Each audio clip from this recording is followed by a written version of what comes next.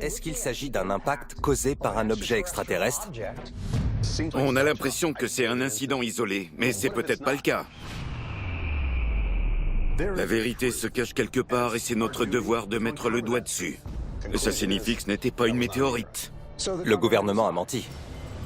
Hors de question que je parte d'ici les mains vides. Est-ce que ce qui s'est écrasé était un ovni? Je veux des réponses. C'est la plus longue rencontre dont on nous ait parlé. C'est peut-être la confirmation qu'un ovni s'est posé sur notre planète.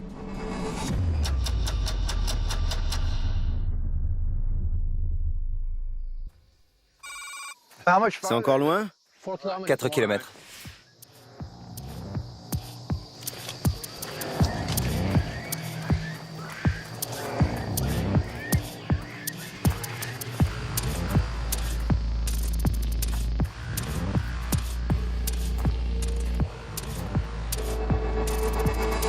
C'est encore loin? Encore une demi-heure? Une demi-heure? Ouais. Roberto Venias conduit l'équipe à l'endroit où il a été témoin du crash d'un ovni le 17 août 1995. Ça se dégage là-bas. Le gouvernement a déclaré que l'objet observé par Roberto n'était autre qu'une météorite. Le gouvernement soutient qu'il s'agissait d'une météorite. Donc il faut qu'on détermine ce qui s'est écrasé ici. On va faire tous les tests possibles et ne négliger aucun détail. On y est presque.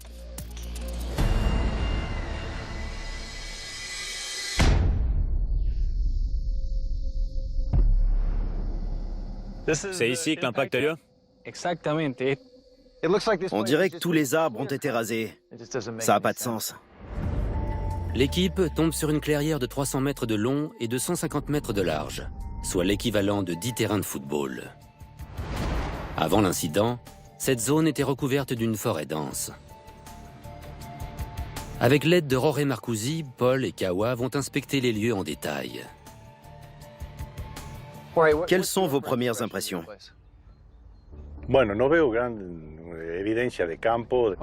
Il ne voit pas d'éléments qui pourraient suggérer qu'une météorite s'est écrasée ici. Quelle est la manière la plus efficace de procéder? Le détecteur de métal va permettre de déterminer s'il y a de fortes concentrations de métal. Donc Paul voudrait que tu t'en occupes. Nickel. Et Kawa, il va t'expliquer comment prélever des échantillons de terre. Ok. Nickel.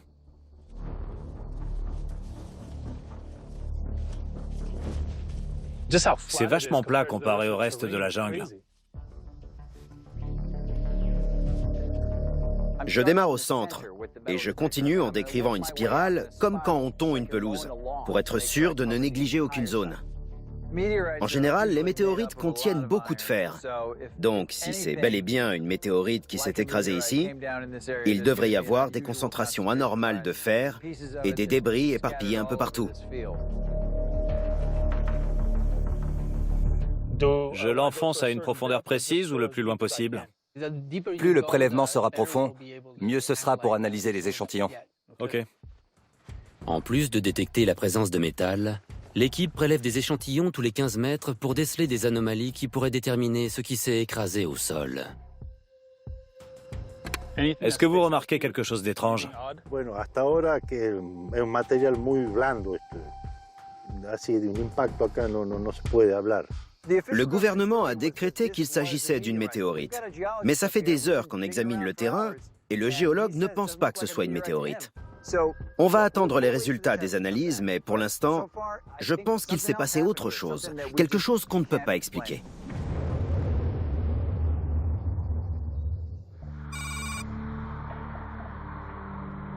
Je pense que c'est une bonne idée de parler à la police. Ils sont forcément au courant de ce qui s'est passé. En attendant que leurs échantillons soient analysés, Paul et Kawa se rendent au siège de la police de Salta. D'après les témoins, les autorités locales ont barré l'accès au site. Donc on va discuter avec la police de Salta pour obtenir plus d'infos sur ce qui s'est vraiment passé dans ces montagnes. Kawa. Paul, enchanté. L'équipe a rendez-vous avec l'adjoint administratif Jorge Acosta. On enquête sur un événement qui s'est produit en 1995, le 17 août pour être précis. Il y a un objet mystérieux qui s'est écrasé dans les montagnes de Salta. Et on se demandait si vous aviez des comptes rendus ou d'autres informations concernant cet incident. Bueno, me fijo.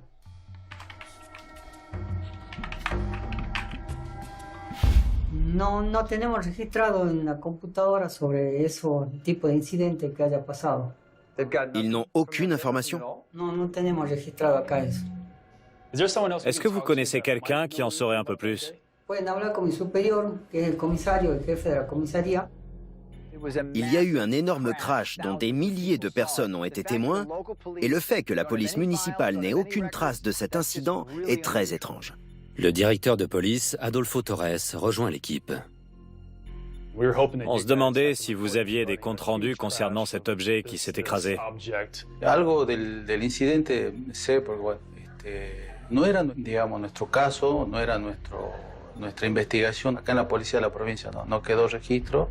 Donc vous êtes bien au courant qu'un incident s'est produit ce jour-là et que d'autres organismes ont été impliqués dans l'enquête. Mais votre service ne possède aucune archive et vous aussi, vous trouvez ça étrange. J'essaie juste de comprendre. Je trouve ça très bizarre que les autorités locales ne possèdent aucune trace d'un événement qui a nécessité une réponse d'une telle ampleur. Por lo menos acá no tenemos esa información. Sí, es extraño. Dans ce genre d'incident, leur mission est de gérer les potentielles victimes et ils confirment qu'ils devraient avoir accès au compte-rendu de ces opérations. Mais ce n'est pas le cas. Mais ce n'est pas lui qui était en poste à cette époque. Il ne travaillait pas encore pour ce service il y a 23 ans. Donc les seules informations qu'il possède viennent des rumeurs qu'il a pu entendre dans le quartier. La police municipale n'a pas aidé à sécuriser les lieux ou à enquêter? Oficialmente la policía no participó del incidente. D'accord. Ils affirment qu'ils n'ont aucune trace de cet événement et qu'un organisme plus haut placé a débarqué et pris le contrôle de l'enquête. C'est pas très clair comme histoire. Qui est-ce qui tirait les ficelles dans cette affaire?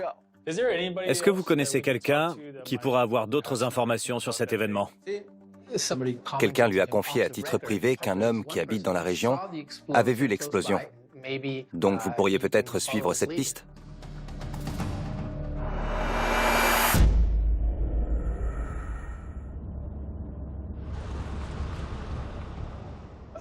Je suis curieux d'entendre ce que le témoin a à dire.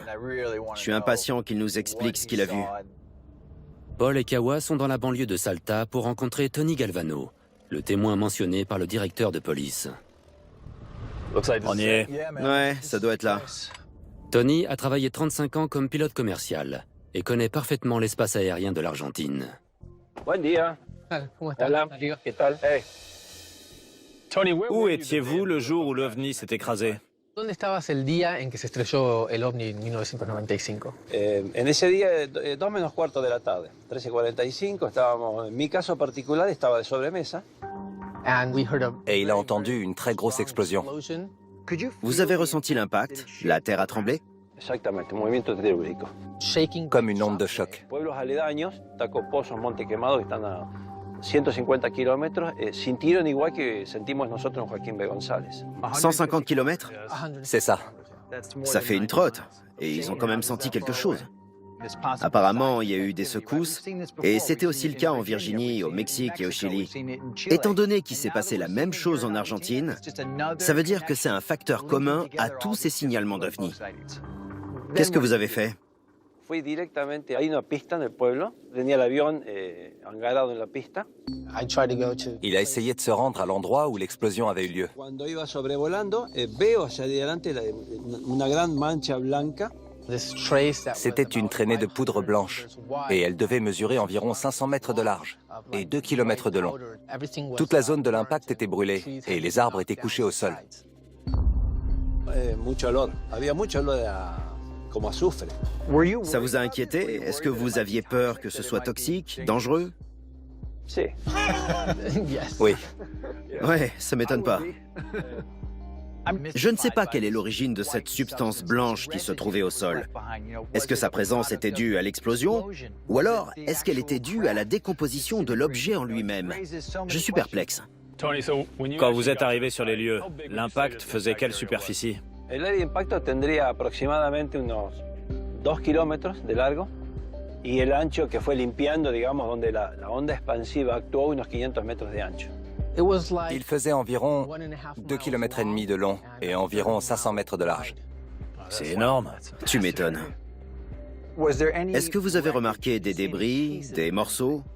No. Bueno, ese día aterrizo 7:30 de la tarde y bueno, abajo ya había periodismo, gente, muchísimo movimiento. 2 heures après l'incident, les routes étaient bloquées et personne ne pouvait plus accéder au site.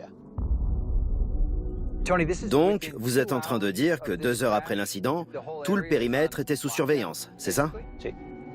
Est-ce que vous avez vu qui bloquait l'accès? À quoi ressemblaient ces gens? Había gente de civil, ya había camionetas 4x4, había gente uniformada con uniformes negros.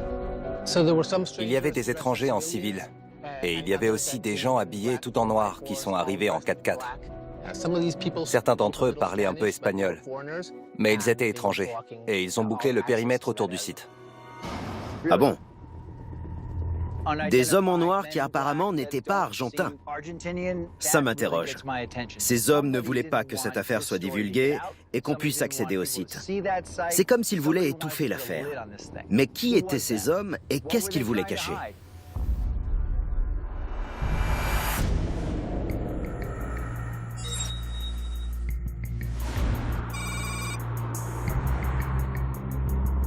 On a des nouvelles de l'Argentine.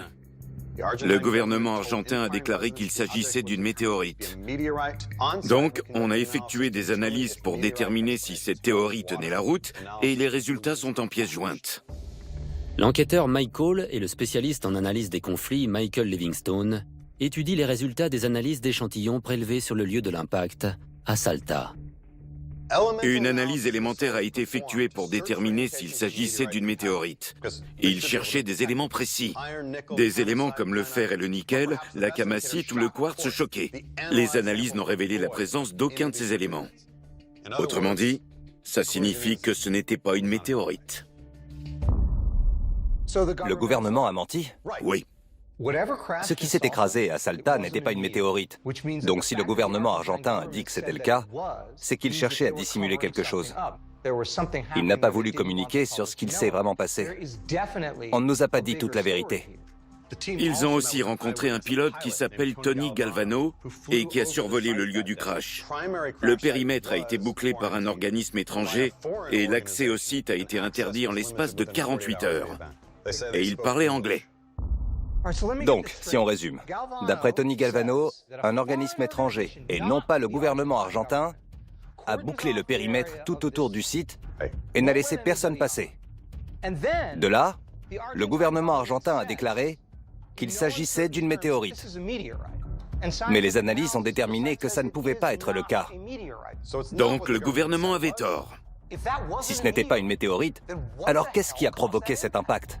Et qui étaient ces hommes en noir impliqués dans l'affaire?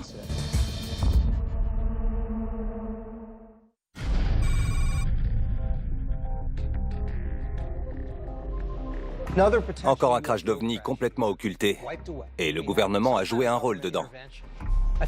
On est en train de parler d'un incident inexpliqué, dont on ne connaît absolument pas l'origine, et qui a eu un impact sur la surface de la Terre. Et on n'a aucune preuve qui nous permettrait d'expliquer cet incident, parce qu'elles ont toutes été cachées et supprimées. Oui. On doit changer de stratégie. Ce qu'il nous faut, c'est un événement du même type qui n'a pas été dissimulé. On va chercher ça. OVNI, poudre blanche, et on exclut les documents déclassifiés de la recherche. Je mets tous les pays. L'équipe recherche des accidents et atterrissages inexpliqués qui n'ont pas été étudiés par le gouvernement ou l'armée dans l'espoir de trouver des preuves qui n'ont pas été dissimulées. Ok, donc, on a 107 résultats, éparpillés un peu partout dans le monde. Et ça, pertinent à 94%. L'APRO, l'Organisation pour les recherches sur les phénomènes aériens. Un atterrissage a été signalé par 3 témoins à Delphos, au Kansas, le 2 novembre 1971. Le logiciel identifie un article concernant un signalement d'OVNI sur lequel le gouvernement ne semble pas avoir enquêté. À 19 h, Ron Johnson, 16 ans, s'occupait de ses moutons quand il a entendu un grondement et observé un objet lumineux posé au sol. À l'endroit où l'objet s'est posé, Ron Johnson a observé un cercle phosphorescent. Après avoir balayé la Terre en surface, il a vu que la zone était recouverte d'une substance blanche. C'est la même chose qui s'est passé à Salta. Une espèce de poudre blanche.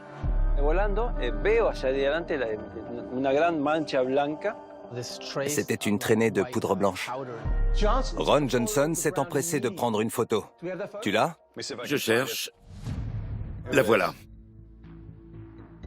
Est-ce que c'est la délimitation du cercle? C'est quoi ce truc? Le grain de l'image est mauvais. C'est une photo qui a 50 ans. C'est donc difficile de déterminer ce que c'est. Ok, il faut qu'on creuse. Il y a des témoins, des éléments qui coïncident avec l'autre affaire. Et à Salta, on a obtenu des résultats en envoyant un géologue sur le terrain. Donc on pourrait faire la même chose. On envoie une équipe sur place, et s'il y a un lien avec Salta, on le prouve. Le sol a été impacté et d'autres éléments coïncident avec Salta. Donc on ne peut pas se permettre de ne pas aller à Delfos. Si un ovni a atterri là-bas, on trouvera peut-être quelque chose sur place pour prouver qu'il y a eu contact. C'est où, Delfos? C'est un petit bled. Ici, on a toutes les habitations. Mais tout autour, on n'a que des champs. Il n'y a pas eu beaucoup de construction, donc ça veut dire que le site est peut-être intact. Oui. Raison de plus pour envoyer une équipe au plus vite.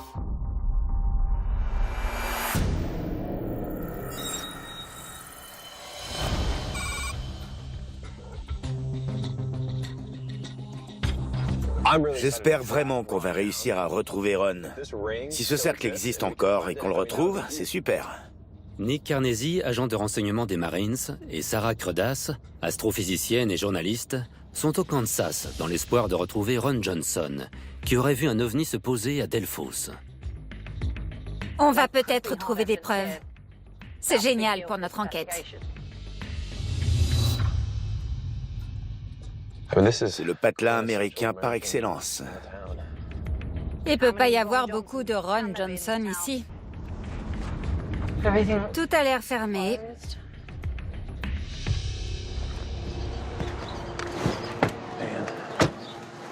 Alors? Rien. C'est fermé.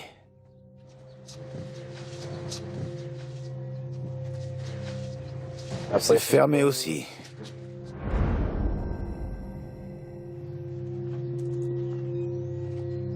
Il n'y a pas un chat. Je ne trouve rien. Il n'y a aucune trace de lui sur les réseaux sociaux, ni sur Internet en général. J'arrive même pas à trouver son adresse. Ouais. Ça a l'air ouvert.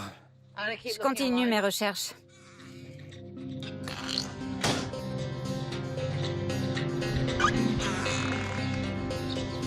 Malheureusement, ils ne le connaissent pas.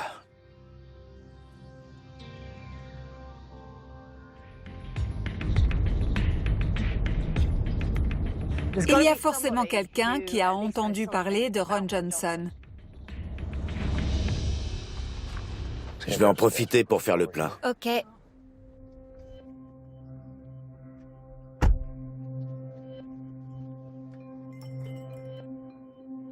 Bonjour.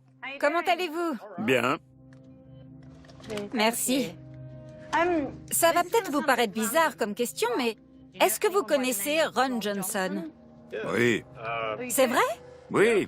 Il habite juste à la sortie de la ville. Il a une ferme qui se trouve au nord de la ville. C'est à quel sujet? On aimerait discuter avec lui d'un événement qui s'est produit au début des années 70. Vous parlez de l'OVNI?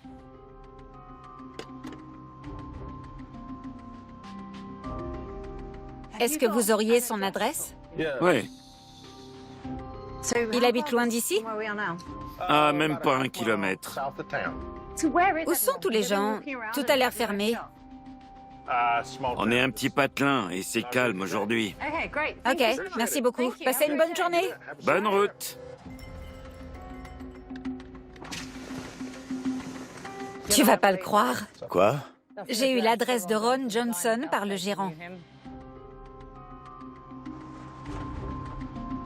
J'ai le pressentiment qu'il va pas vouloir nous parler de cette histoire.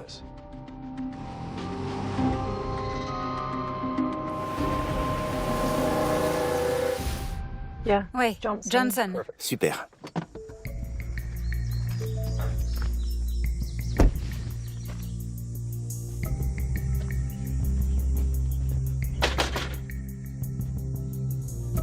Bonjour. Bonjour, moi c'est Nick. Enchanté. De même. Sarah, enchantée. Désolé de débarquer à l'improviste, mais on est en train d'enquêter sur le cercle de Delphos. Et on nous a dit qu'un certain Ron Johnson avait été témoin de cet événement. Donc, on essaie de le retrouver. C'est mon père. Ah bon? Et est-ce qu'il habite encore dans le coin? Ouais, il est ici. Ron Johnson a toujours refusé de parler aux médias. On aimerait connaître votre version des faits, si vous êtes d'accord. Oui, je vais tout vous raconter. Mais il accepte d'apporter son témoignage pour faire avancer l'enquête. Ça remonte à loin. J'avais 15 ans. Je suis rentré à la maison et mes parents m'avaient demandé de nourrir les moutons. Je m'apprêtais à passer la porte quand j'ai entendu une sorte de grondement. Quand j'ai regardé dehors, j'ai vu une lumière aussi vive que les étincelles d'un poste à souder ou que le soleil. Et la lumière planait à 50 cm du sol. C'est un objet ou une lumière? C'était une lumière qui avait la forme d'un champignon. Elle devait mesurer environ 2,5 m de large et environ 3 mètres de haut. Vous étiez à quelle distance? Je devais être à 10 mètres. Tout près. J'ai couru à l'intérieur pour avertir mes parents. On l'a regardée s'envoler et en quelques minutes à peine, elle avait complètement disparu, comme une étoile. J'ai dit à mon père de venir avec moi à l'endroit où elle s'était posée. Donc on s'est approché du cercle et il était en train de briller. Et quand ma mère a touché le sol, ses doigts se sont engourdis. Elle est rentrée à la maison en 4e vitesse pour aller chercher l'appareil photo et on a pris une photo du cercle. Ron montre à l'équipe une photo du cercle prise quelques instants après l'incident. Et un autre cliché, pris 4 ans plus tard. C'est le même cercle sur les deux. Ouais. Là, c'est en 1971 et là en 75. La marque est restée des années. Ouais. La terre n'absorbait plus l'eau et même des années après l'incident, plus rien ne voulait pousser à cet endroit. Le cercle a subsisté des années et présentait des caractéristiques étranges. Il n'absorbait plus l'eau, rien n'y poussait. Comme la Terre n'évolue pas du jour au lendemain, il y a dû avoir un facteur extérieur. Dans ce cas précis, il s'agirait d'un ovni qui a fondamentalement modifié le sol. Est-ce qu'on pourrait y jeter un coup d'œil? Oui, on peut y aller tout de suite. Ron les conduit à l'endroit où l'incident a eu lieu, et qui est aujourd'hui un enclos à bétail. C'était juste ici. Le cercle est dessous. Je l'ai recouvert d'un demi-mètre de terre. Vous avez fait ça quand? Il y a une vingtaine d'années. Pourquoi? Parce qu'il y avait souvent des gens qui escaladaient notre barrière pour entrer chez nous et observer le cercle. Donc, vous avez préféré le recouvrir et tourner la page, c'est ça? Ouais. J'ai l'impression que cet incident a eu un réel impact sur votre vie. C'est le cas. On aimerait beaucoup faire venir des spécialistes pour vous aider à comprendre ce qui s'est réellement passé. Pour mettre toutes les chances de notre côté, il faudrait qu'on puisse creuser pour essayer de retrouver le cercle d'origine. Ouais. Vous accepteriez qu'on rapporte des engins pour creuser le terrain? Ouais. On a des outils et des technologies qui n'existaient pas il y a 50 ans. Et je suis sûre qu'en faisant appel à la science, on pourrait obtenir des résultats. Je veux des réponses, quelles qu'elles soient. Est-ce que cette terre présente des caractéristiques uniques et est-ce qu'il reste des preuves de ce cercle? Pour le moment, on n'en sait rien. Il faut qu'on fasse venir des renforts pour nous aider à creuser le terrain et prélever des échantillons. Il est hors de question que je parte d'ici les mains vides.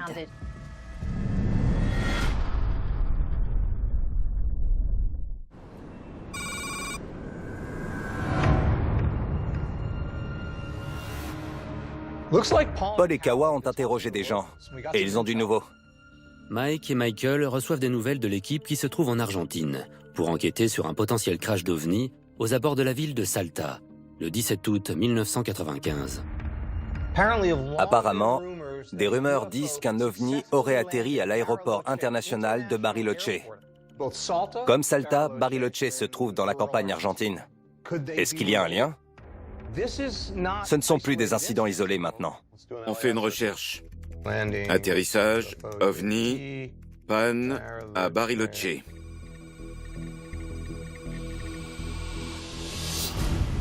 Un résultat. Pertinent à 98%. Le 15 août 95, c'est seulement 2 jours avant l'incident de Salta. Des empreintes circulaires de 20 à 30 mètres à l'aéroport de Bariloche, incrustées dans le sol, avec 4 cercles plus petits à chaque coin, causés par une chaleur intense. La Terre présente une mystérieuse substance blanche sous la zone touchée. Comme à Salta. Source de chaleur et substance blanche. Est-ce qu'un ovni s'est posé à Bariloche avant de s'écraser à Salta 48 heures plus tard? À voir. Les dirigeants de l'aéroport n'ont pas fait de déclaration, bien qu'ils aient enquêté en interne. Quelque chose volait et s'est posé au sol, et à l'aéroport, ils ont des radars. Et des caméras. Oui, ils doivent avoir des infos. On va envoyer Paul et Kawa à l'aéroport de Bariloche. Ils trouveront peut-être quelqu'un qui a participé à l'enquête ou assisté à l'événement, et qui a les infos dont on a besoin.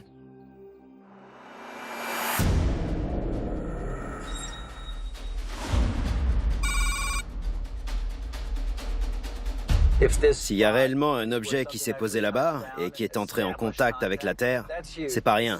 Ça peut bouleverser l'enquête. Et il s'agirait de l'atterrissage contrôlé d'un ovni. Ouais.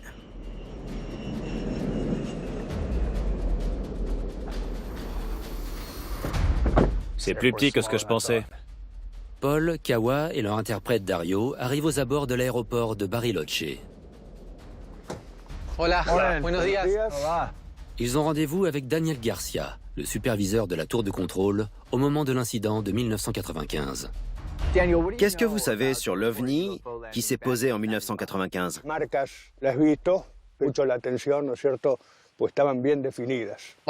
Il a vu des marques dans le périmètre de l'aéroport, qui étaient grandes et visibles. Vous pouvez nous les décrire? Elles étaient grandes comment?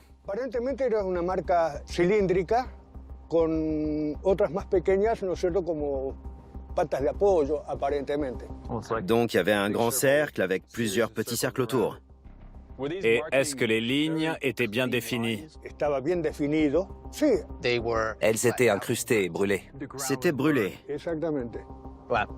Si un ovni a réellement atterri en toute sécurité sur notre planète, il faut qu'on récolte le plus de détails possible sur cet événement.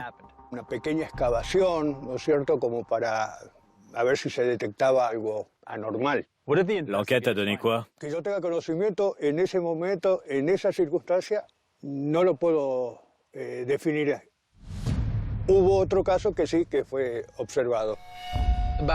Environ une demi-heure avant de tomber sur les cercles, des gens ont vu un ovni posé au sol dans le périmètre de l'aéroport. Et ça a peut-être un lien. Donc, avant les cercles, des gens ont vu un ovni. C'est ça, aux alentours de 20 heures. Racontez-nous.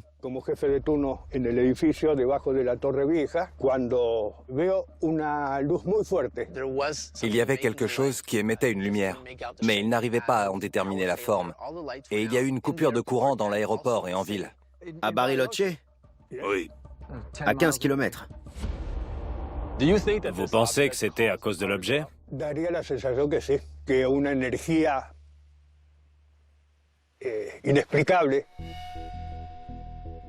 Ils ont mis les générateurs en route parce qu'un avion était en approche et devait atterrir. Et ils ont vu quoi, eux? Ils ont vu l'objet? Le pilote a demandé à la tour de contrôle s'il y avait un appareil dans le ciel, parce qu'il en voyait un à côté de lui. Et il ne comprenait pas ce que c'était.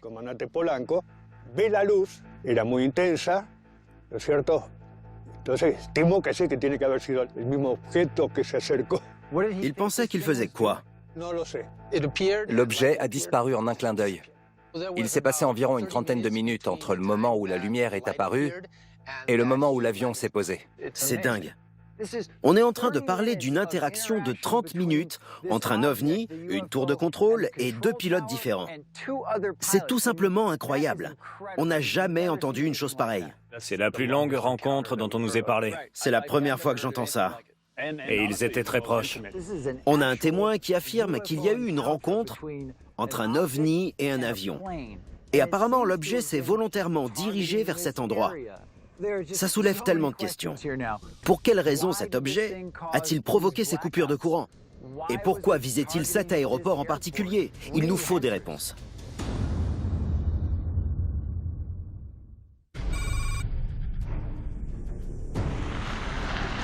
C'est eux. Oh, wow.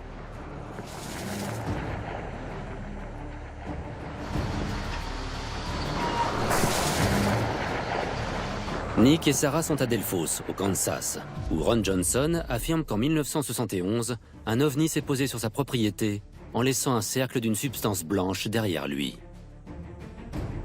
La marque est restée des années. Ouais.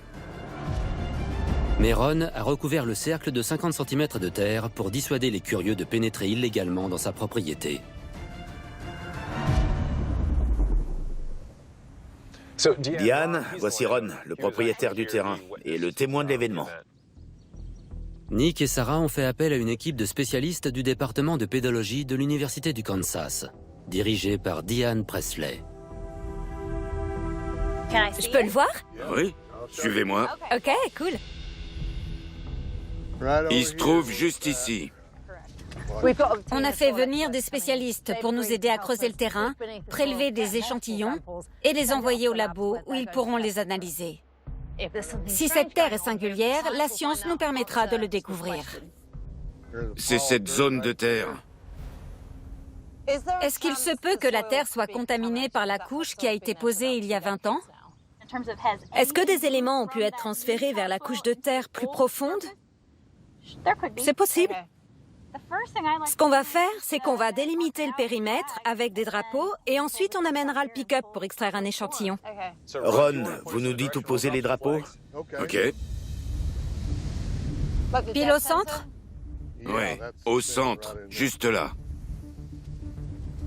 Un autre, juste là.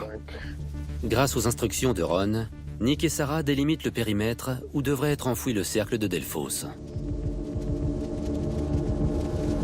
Là? Ouais, Ok. C'est bon? ouais.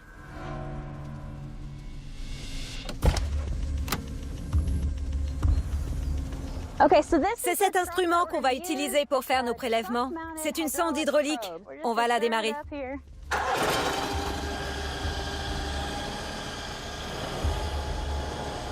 Diane Presley utilise un carottier qui permet d'extraire des sédiments à plus d'1 demi-mètre de profondeur, tout en limitant la contamination des échantillons. Ok, le moment tant attendu. Bon, voyons voir. Donc, on a une couche de fumier. La couche un peu rougeâtre, c'est la nouvelle couche de terre. Et j'ai l'impression qu'on a de la terre ordinaire tout du long. Je ne pense pas qu'on ait la substance blanche. C'est plus profond. Je crois qu'il faut qu'on bouge, qu'on se repositionne.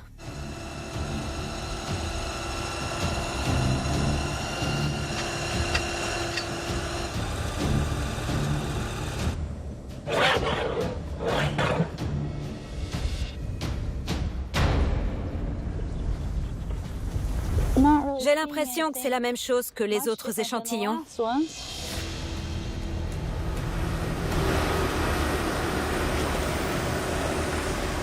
Le carottier ne permettant pas de localiser le cercle, l'équipe a recours à une excavatrice pour enlever une large portion de terre.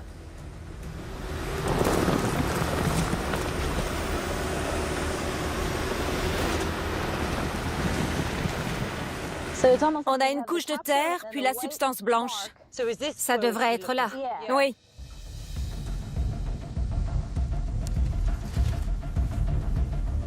L'équipe prélève plusieurs échantillons, mais n'a toujours pas trouvé la preuve qu'elle recherche. Voilà. Je suis un peu déçu et surpris qu'on n'ait rien trouvé qui prouve qu'un ovni s'est posé ici. Ouais. J'ai trouvé quelque chose qui se démarque des autres échantillons qu'on a récoltés. Ça vient d'où? De là. Regarde. J'ai l'impression que ça pourrait être un morceau de l'ancienne surface. Et qu'est-ce qu'il a de particulier?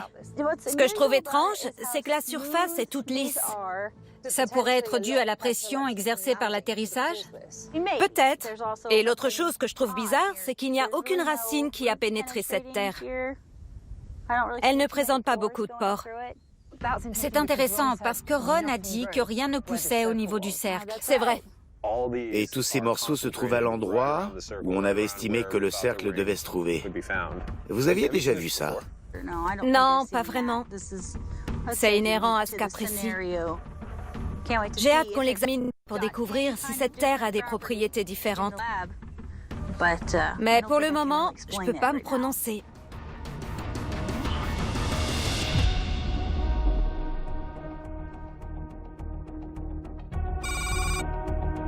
L'équipe se rend à l'université pour faire analyser les échantillons prélevés chez Ron Johnson. On y est. On espère que ces analyses nous permettront de découvrir des anomalies qui pourraient expliquer ce qui s'est posé au sol en 1971. Bonjour Gunga. Bonjour. Vous allez bien?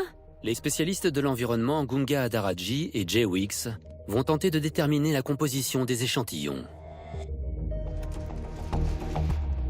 C'est aujourd'hui qu'on aura les résultats? C'est ça. Pour commencer, on va mesurer le pH. L'équipe démarre avec un test permettant de définir le pH de la Terre. Au Kansas, il varie entre 5,5 et 7.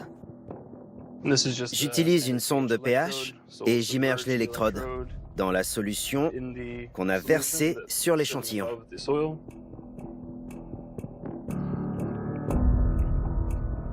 Elle a un pH de 9,12.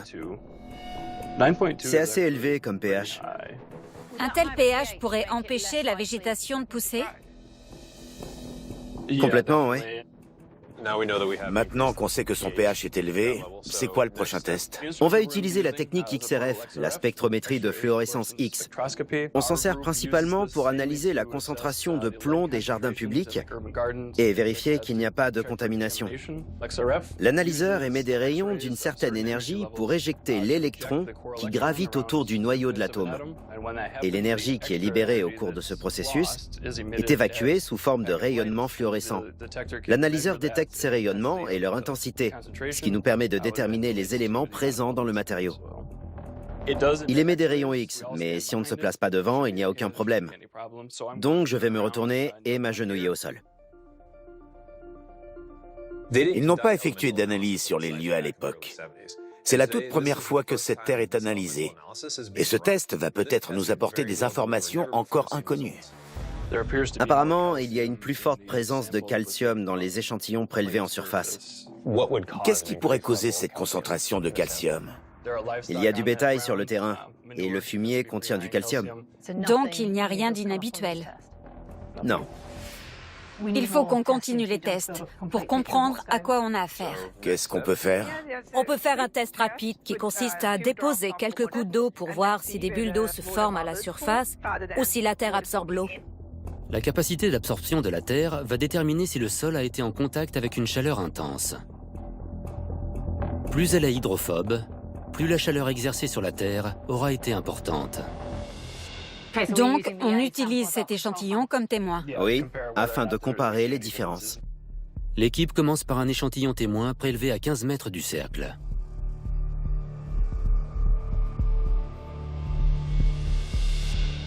L'échantillon témoin absorbe l'eau. Exact. Oui. Le premier test confirme que la Terre à l'extérieur du cercle absorbe l'eau. L'équipe va maintenant tester la Terre à l'intérieur du cercle, où l'OVNI se serait posé.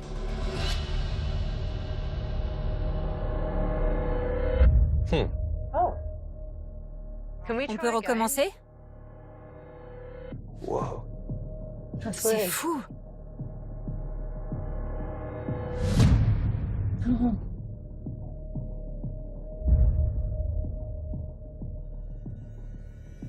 Je ne m'attendais pas à ça. Moi non plus. Moi non plus. Cette terre n'absorbe pas l'eau. On a maintenant une preuve scientifique qui appuie la déclaration de Ron Johnson. Ron nous a dit qu'elle repoussait l'eau, et il n'est pas chimiste.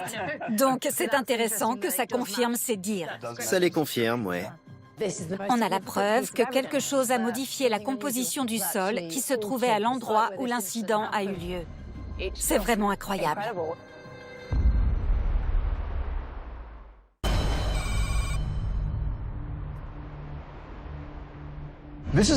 C'est la terre prélevée dans le cercle. Et regarde. Elle n'absorbe pas l'eau. Regarde. Oui, et elle reste collée à la bulle. Regarde. C'est dingue.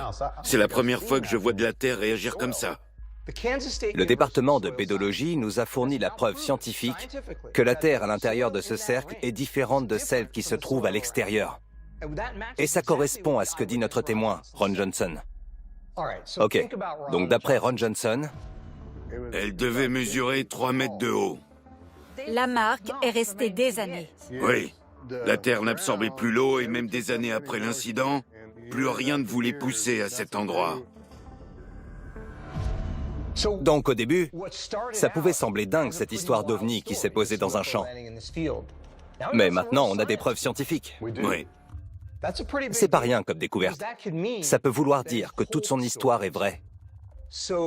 Donc il se peut qu'un OVNI se soit posé sur son terrain et en utilisant une technologie qu'on ne comprend pas, il ait brûlé ou modifié la Terre au point qu'elle ne puisse plus absorber l'eau. Est-ce qu'il s'agit d'un impact causé par un objet extraterrestre? Et si oui, pourquoi à Delphos, une ville perdue au milieu du Kansas? On a l'impression que c'est un incident isolé, mais ce n'est peut-être pas le cas. On va lancer une recherche dans cette région pour voir ce qu'on trouve. L'équipe recherche des phénomènes aériens anormaux qui se seraient produits ces 100 dernières années dans un périmètre de 80 km autour de Delphos, dans l'espoir de comprendre pourquoi un ovni se serait posé dans cette région. On a 36 résultats. En 1980, une lumière vive ressemblant à une étoile est apparue 4 heures avant le coucher du soleil. En 2016, on a vu des lumières vives se déplacer au-dessus des arbres. Ouvre celui-là. 89%. En 2008, une lumière plus intense que le soleil a poussé le bétail à se mettre à l'abri, comme il le fait à l'approche d'une tempête. Je ne l'ai pas bien vue, mais elle n'était pas plus grande qu'une voiture. C'est à peu près la même taille. Que le cercle. C'est ça. Ça fait beaucoup de points communs. Ils décrivent tous une lumière vive, comme le soleil. Il y a plusieurs témoins. Et à chaque fois, la lumière se trouve soit au sol, soit tout près du sol. Et dans un témoignage, on parle d'une taille similaire à celle du cercle signalé en 1971. Et regarde ça. Les signalements sont tous dans les mêmes environs. Tu peux sortir la carte ?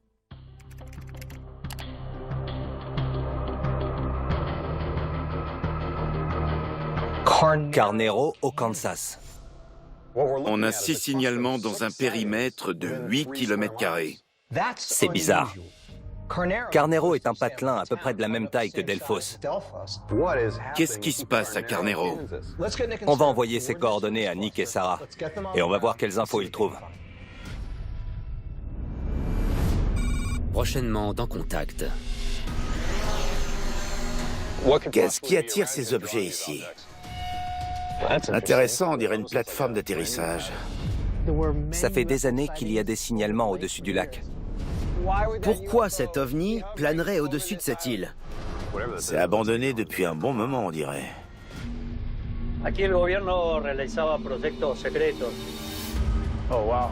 C'est immense. C'est quand j'ai commencé à travailler pour la CIA que j'ai compris ce qu'était un secret. Quelqu'un est forcément au courant de ce qui se passe. Est-ce que tout ça a un quelconque rapport avec les signalements d'OVNI?